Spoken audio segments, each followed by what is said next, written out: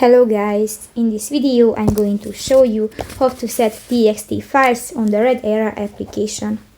But first of all, I just want to mention, please don't forget to subscribe to our channel, because at 100,000 subscribers we are going to show you our YouTube revenue statistics and growth strategy, how to make money online. So let's jump into it.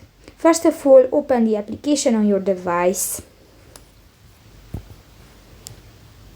Click to the three lines at the upper left corner of the screen and here go to the Settings button. Now go to the General section and click to the first option, the File Scan. Here go to the Other Settings section and you can find the TXT File Discovery, the second button. And here you can find the three options, the Enabled, the Only in Downloads or the Disabled. Just select one and option and click to the circle icon and done. So that's pretty much it for this video guys. See you in the next one. Bye bye.